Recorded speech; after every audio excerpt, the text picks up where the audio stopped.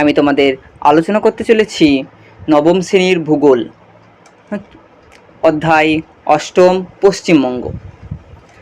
প্রথমেই আমি তোমাদের কিছু প্রশ্ন রেখেছি, যেগুলো আসার মতো, কমন পড়লে তোমরা অবশ্যই কমন পাবে। আর পারলে একটু লিখে রাখবে, স্কিপ না করে দেখতে থাকো।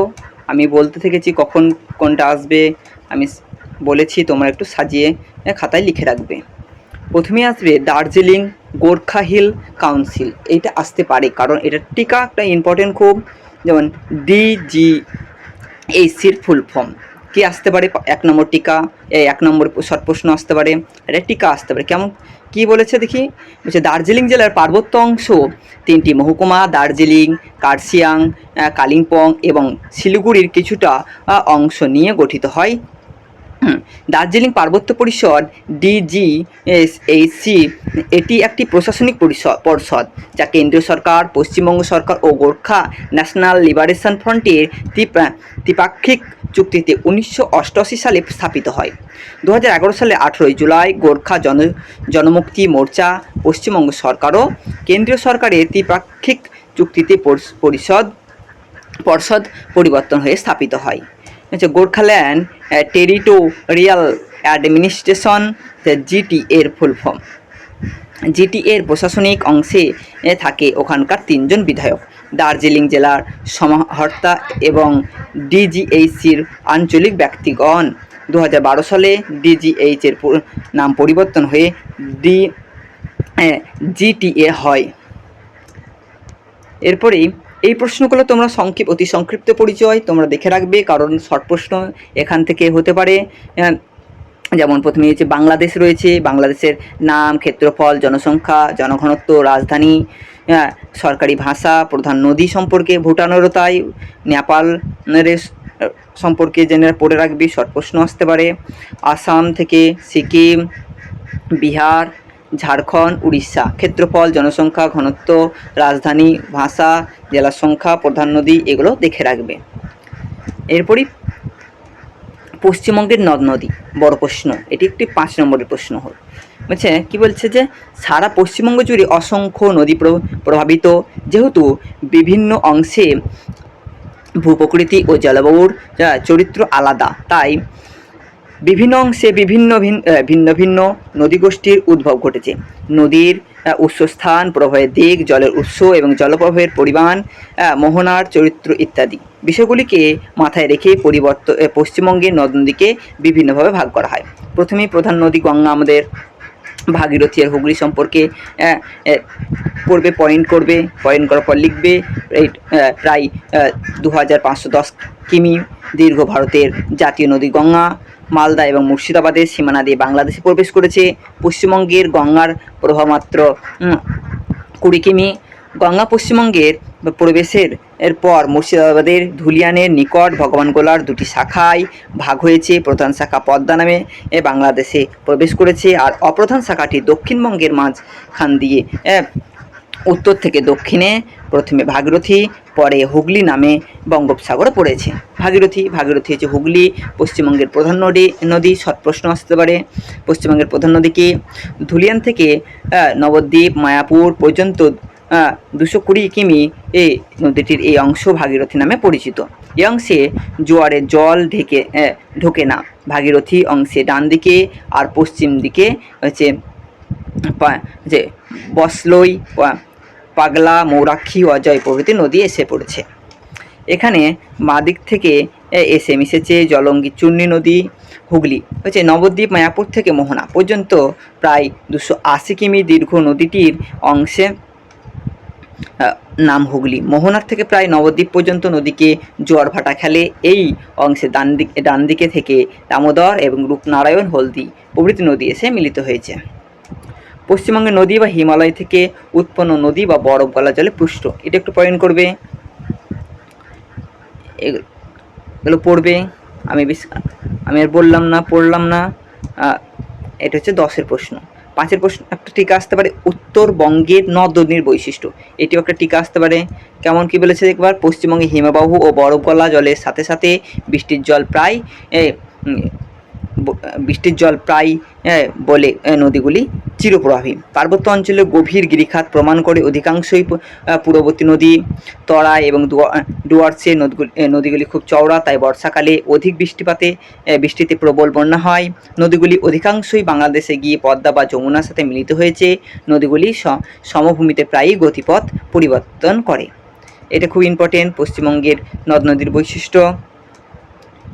মালভূমি অঞ্চলের নদীর বৈশিষ্ট্য 5 নম্বরে, 2 নম্বরে আসবে, 5 নম্বরে আসবে না।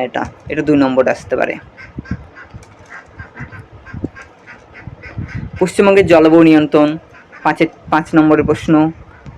প্রথমেই পয়েন্ট করবে সর্বাধিক গুরুত্বপূর্ণ নিয়ন্ত্রণ মৌসুমীবায়ু। 2 নম্বর হচ্ছে কর্কটক্রান্তি রেখা পয়েন্ট করবে। 3 ক্রমে হিমালয় পর্বতের প্রভাব।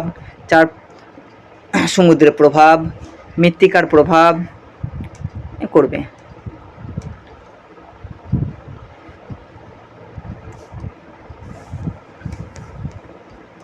কালবৈশাখী, এটাও একটা টিকা, এটিও খুব ইম্পর্টেন্ট, ভেরি ভেরি ইম্পর্টেন্ট। কালবৈশাখী টিকা এটি আসতে পারে।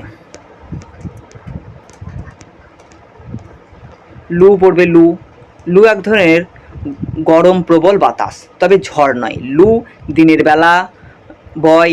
লু প্রবাহ কালে বাইরে বেরোতে গেলে চোখ মুখ ঢেকে রাখতে হয়। ভারতের রাজস্থান, দিল্লি, গুজরাট অঞ্চলে গ্রীষ্মকালে প্রতিদিন লু বয়। আমাদের রাজ্যের মালভূমিতে মাঝে মাঝে লু বয়ে যায়। লুটাও ইম্পর্টেন্ট। আশ্বিনের ঝড় কি? এটি সৃষ্টি হয় সমুদ্রে সৃষ্ট ঘূর্ণবর্তের প্রভাবে। এই ঘূর্ণবাত অতি ভয়ঙ্কর ঝড়েরও সৃষ্টি করে। শুধু পশ্চিমবঙ্গ নয়, পূর্ব ভারতের উপকূলীয় রাজ্যগুলিতে প্রতি বছরই এর প্রভাব পড়ে। 2013 সালের অক্টোবরে ফাইনাল ঝড় এরূপ একটি শক্তিশালী ঘূর্ণবাত। পশ্চিমবঙ্গের এই ঝড়ই হলো আশ্বিনের ঝড়। এটিও ইম্পর্টেন্ট। পশ্চিমী ঝঞ্ঝাও 5-এর টিকারও আসবে। 5-এ না এলেও 2.5 করে টিকা দেবে, 2টো টিকা করবে, 2.5 5 হচ্ছে। সুদূর ভূমধ্য সাগরীয় অঞ্চলে সৃষ্ট নাতিশীতোষ্ণ ঘূর্ণপাতের প্রভাবে সমগ্র উত্তর ভারত এবং মাঝে মাঝে পশ্চিমবঙ্গের আকাশ মেঘে ঢেকে যায় এবং একটানা ঝিরঝিরে বৃষ্টি হয়। শীতকালীন শান্ত আবহাওয়া পশ্চিম দিক থেকে আগত নাতিশীতোষ্ণ ঘূর্ণপাতের প্রভাবে বিঘ্নিত হয় বলেই এটি পশ্চিমী ঝঞ্ঝা নামকরণ করা হয়েছে। এটিও ইম্পর্টেন্ট। আমি যেই প্রশ্নগুলো রেখেছি সবই ইম্পর্টেন্ট আসার মতো। পশ্চিমবঙ্গের গ্রীষ্মকাল আর্দ্র বা শীতকাল শুষ্ক কেন একবার পড়ে ফেলি। কী বলছে? গ্রীষ্মকালে উষ্ণতা বাড়ে বলে সমুদ্র থেকে জলীয় বাষ্প প্রবেশ করে এবং মাঝে মাঝে কালবৈশাখী হয়, ফলে আর্দ্রতা বাড়ে। বর্ষাকালে মৌসুমী বায়ু প্রবেশের কারণে আর্দ্রতা খুব বেশি। শীতকালে স্থলভাগ থেকে বায়ু সমুদ্রের দিকে বয়ে যায়। হিমালয় থেকে ঠান্ডা বাতাস আসে। বায়ু সমুদ্রের উল্টো দিক থেকে আসে বলে জলীয় বাষ্প থাকে না, তাই শীতকাল এখানে শুষ্ক। এই প্রশ্নটিও ইম্পর্টেন্ট। আমি যে প্রশ্নগুলি রেখেছি সবই ইম্পর্টেন্ট, সব দেখে রাখবে, মুখস্থ করে রাখবে। আর মানুষের জীবনে ঋতু পরিবর্তনের প্রভাব, এটি 5-এ আসবে, বড় প্রশ্ন আসতে পারে 5-এ। পয়েন্ট করে করে লিখবে। ভূগোলের যত পয়েন্ট করে লিখবে তত দেখতে সুন্দর হবে, আর যিনি খাতা দেখবেন তিনিও তার দেখতে সুবিধা হবে, তিনিও ভালো লাগবে, নাম্বারও তিনি ভালো দেওয়ার চেষ্টা করবেন। হচ্ছে ফসল উৎপাদন এবং ঋতু পরিবর্তন, 1 নম্বর পয়েন্ট করবে। 2 নম্বর কী করবে? যে ফসল ফলানোর খরচ আমি কী করেছি, কীভাবে খরচ হয়েছে আমার, কী কাজে, মানুষের কাজের সুযোগ বা অর্থনীতি। 4 হচ্ছে কর্মক্ষমতা বা ঋতু পরিবর্তন। 5 হচ্ছে খাদ্যাভ্যাস। 6 হচ্ছে পোশাক। 7 হচ্ছে উৎসব। 7টি পয়েন্ট হচ্ছে 5-এর, 7টি লেখার চেষ্টা করবে। যতটুকু 5-এ 5টি পয়েন্ট লিখলে 5 দেওয়ার স্যার ম্যামেরা দিতে চায় না, 2-3টে বেশি লিখলে 5-এ 5 দেওয়ার সম্ভাবনা থাকে। পশ্চিমবঙ্গের কৃষিকাজ সম্পর্কে 5-এ আসতে পারে। পশ্চিমবঙ্গের কৃষির কতগুলি গুরুত্বপূর্ণ দিক রয়েছে। এখানে পয়েন্ট রয়েছে 9টা মতন পয়েন্ট রয়েছে। সবগুলোই দেখে রাখবে। দার্জিলিংয়ের পার্বত্য এবং পুরুলিয়ার মালভূমি অঞ্চল বাদ দিয়ে সারা পশ্চিমবঙ্গ জুড়ে নিবিড়ভাবে কৃষিকাজ। 2 কী বলছে, কৃষির ওপর জনসংখ্যার চাপ খুব বেশি। পরিবার ভাগ হওয়ার সাথে সাথে জমিও ভাগ হয়েছে বলে অধিকাংশ জমি খুব ছোট। আমরা যেমন পরিবার ভাগ হয়ে যাওয়ার ফলে জমি ভাগ হয়ে যাচ্ছে। জলসেচ ব্যবস্থা উন্নতি কয়েকটি অঞ্চলেই ঘটেছে বলে অধিকাংশ অঞ্চলে কৃষি এখনও মৌসুমি বায়ু নির্ভর। ফসল উৎপাদনে খাদ্যশস্যের প্রাধান্য বেশি, বাণিজ্যিক শস্যের উৎপাদন কম। কৃষিতে আধুনিক প্রযুক্তির ব্যবহার কয়েকটি অঞ্চলেই সীমাবদ্ধ। পাঞ্জাবের মতো সবুজ বিপ্লবের প্রভাব খুব বেশি এখানে পড়েনি। বিকল্প কাজের ব্যবস্থা তেমনভাবে গড়ে না ওঠায় কৃষির ওপর চাপ সবসময় ও ক্ষেত মজুরের প্রাধান্য খুবই বেশি। আরেকটা প্রশ্ন করতে পারো, এই পশ্চিমবঙ্গের কৃষির কতগুলি সমস্যা, আমাদের কৃষিকাজ করতে কী কী সমস্যা হয়। এটা আসতে পারে, এটা 2 আসতে পারে, 5-এ দেওয়ার মতো না, কিন্তু 2 আসতে পারে, তোমরা এটা দেখে রাখবে।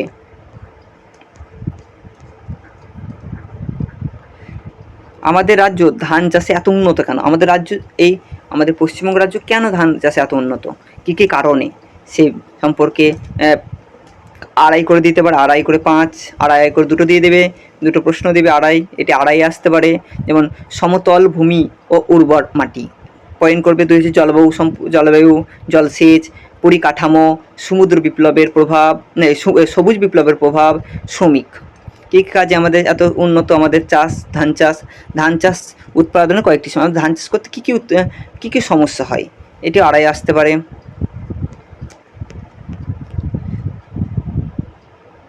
পশ্চিমবঙ্গ পাট চাষ উন্নত কেন? কী কিসের জন্য আমাদের পাট চাষ উন্নত?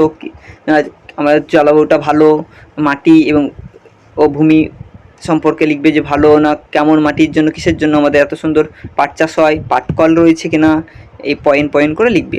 পাট চাষের সমস্যা, পাট চাষ করতে কী কী সমস্যা হয় এগুলো পড়ে ফেলবে। এখানে 5টা পয়েন্ট রয়েছে, এই 2.5 আসতে পারে, 2.5 বা 2 আসতে পারে। একটি বড় প্রশ্ন, হ্যাঁ এই প্রশ্নটা খুব ইম্পর্টেন্ট, হচ্ছে লৌহ ইস্পাত শিল্প সম্পর্কে পড়ার চেষ্টা করবে। ডিএসপির ফুল ফর্ম রয়েছে, এখানে পড়বে 1 নম্বর প্রশ্ন আসতে পারে। তারপর হচ্ছে এএসপির ফুল ফর্ম 1 নম্বর আসতে, ভারতের রুর কাকে বলা হয়, দুর্গাপুরকে, এই প্রশ্ন 1 নম্বরে আসতে পারে। কিন্তু এটা বড় প্রশ্ন, তোমরা এই পড়তে শর্ট প্রশ্নগুলো খাতায় লিখে রাখার চেষ্টা করবে। পয়েন্ট সব আমি বলেছি, ভূগোল মানেই পয়েন্ট যত বাড়াবে তত নাম্বার বাড়বে, সবসময় পয়েন্ট দিয়ে লেখার চেষ্টা করবে।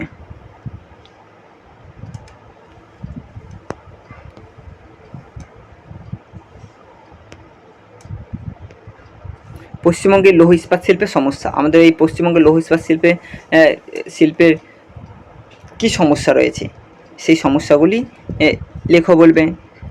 তো এখানে 5টা রয়েছে, 5টা পড়তে পারো। কী বলেছে, কী সমস্যা একবার পড়ি।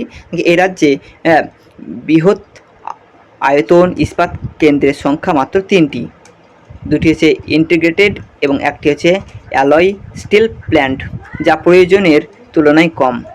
বেসরকারি উদ্যোগে যে ইস্পাত কেন্দ্রগুলি স্থাপিত হয়েছে তাদের কর্মপ্রক্রিয়া অত্যন্ত ধীর। ইস্পাত কেন্দ্রে কয়লার জোগাড় প্রায়ই ব্যাহত হয়। নতুন ইস্পাত কেন্দ্র স্থাপন ও সম্প্রসারণে জমি পাওয়া আর সমস্যা। ইস্পাত কেন্দ্রগুলিতে পরিবেশের ছাড়পত্র পেতে বেশ সময় লাগে। তথ্য প্রযুক্তি শিল্প কী? এক নম্বর প্রশ্ন, 2 নম্বর প্রশ্ন, তথ্য প্রযুক্তি শিল্প কি, 2 নম্বর আসতে পারে। এটি বড় প্রশ্নও পড়ে রাখবে, আর 2-এর জন্য ছোট করে পড়ে রাখা যায়, পয়েন্ট করে লেখার চেষ্টা করবে। পশ্চিমবঙ্গের প্রধান তথ্য প্রযুক্তি কেন্দ্র সংস্থাগুলি সম্পর্কে পড়বে।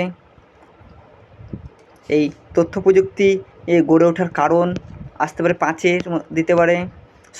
কী সমস্যা রয়েছে, কী সমস্যা ফলে হয়।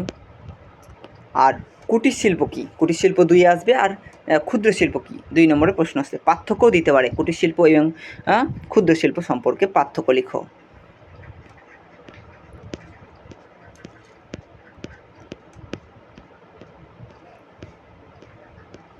এক নজরে দেখে রাখবে যে শর্ট প্রশ্নের জন্য কী কী এগুলো পড়লে মোটামুটি শর্ট প্রশ্ন কমন পাবে। এখানে কটা প্রশ্ন শর্ট প্রশ্ন হয়েছে? 1, 2,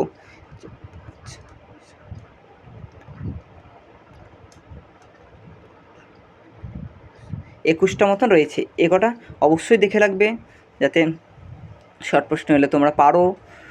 আর পড়তে বড় প্রশ্ন পড়তে সবসময়তেই তোমরা শর্ট প্রশ্নগুলো খাতায় লেখার চেষ্টা করবে, তাহলে তোমাদের একবারে বড় প্রশ্ন শর্ট প্রশ্ন একবারে হয়ে যাবে। আমি কিছু প্রশ্ন রেখেছি যেগুলো একটু পড়লে তোমাদের বেশি সুবিধা হবে। এই প্রশ্নগুলো দেখে যাওয়ার একটু চেষ্টা করবে, যে 2-1 কথায় উত্তর দাও প্রশ্ন। প্রশ্ন মান 1, এই প্রশ্নগুলো খাতায় লিখে উত্তর বই থেকে খুঁজে মুখস্থ করার চেষ্টা করবে, কারণ এই প্রশ্নগুলো মোটামুটি পড়লে মোটামুটি শর্ট প্রশ্ন কমন পাবেই আশা করছি। এখানে শর্ট প্রশ্ন রয়েছে 25টা মতো। এই প্রশ্ন কটা একটু দেখে রাখার চেষ্টা করবে, শর্ট প্রশ্ন আশা করি কমন পাবেই। আর হচ্ছে প্রশ্নমান 2, এই 2-এর প্রশ্নগুলো এগুলোও খাতায় লিখে করে রাখা, উত্তর লিখে মুখস্থ করার চেষ্টা করবে। 2-এর প্রশ্ন এখানেও দেওয়া আছে মোটামুটি 27টা মতন, 27টা না 28টা, 30টা, হ্যাঁ 30টা মতন দেওয়া আছে। এই 30টা প্রশ্ন 2-এর দেখে রাখার চেষ্টা করবে, খাতায় লিখে প্রশ্ন লিখে নিচে উত্তর লেখার চেষ্টা করবে, লেখার পর মুখস্থ করবে, তবেই তুমি এখান থেকে ভালো পরীক্ষা দিতে পারবে, কোনো প্রশ্ন বাদ যাবে না। আর বড় প্রশ্নের ব্যাখ্যা আমি কিছু প্রশ্ন আগেই বলে দিয়েছি, কোনগুলো ইম্পর্টেন্ট আমি ছবি তুলেই দিয়ে দিয়েছি। এইখান থেকেও যেগুলো আমি দিয়েছি সেগুলোকে করার চেষ্টা করবে খুঁজে। সব এখান থেকে সব পড়ার দরকার নাই, আমি যেগুলো দিয়েছি সেগুলো তো করবে। আর যদি সবগুলো পারো তাহলে বেশি ভালো, কারণ একটা প্রশ্ন তোমার বাদ যাবে না পরীক্ষা হলে, তুমি সবই পারবে। 5-এর প্রশ্ন, এখানে 5-এর প্রশ্ন, এখানেও 5-এর প্রশ্ন দেওয়া আছে। আমি যেগুলো আগে বলেছি সেগুলো দেখার চেষ্টা করবে। আমি আর কটা প্রশ্ন এখানে বলে দিচ্ছি। পশ্চিমবঙ্গের জলবায়ুর বৈশিষ্ট্য দেখার চেষ্টা করবে। পশ্চিমবঙ্গের সমভূমির ব্যাখ্যা দাও। আর ধান ও পাট উৎপাদনে কীরূপ এটা দেখার চেষ্টা করবে। আর পর্যটন শিল্পে পশ্চিমবঙ্গ উন্নত হচ্ছে কেন। আর সল্টলেকের তথ্য প্রযুক্তি, আমি তথ্য প্রযুক্তি আগেই বলেছি, এই প্রশ্ন কটা দেখার চেষ্টা করো, দেখবে অবশ্যই আশা করছি কমন পাবে। আর কোনো অসুবিধা হলে কমেন্ট করতে পারো, আর ভালো লাগলে লাইক শেয়ার করবে, সাবস্ক্রাইব করবে, যাতে পরের ভিডিও তোমরা দেখতে পাও।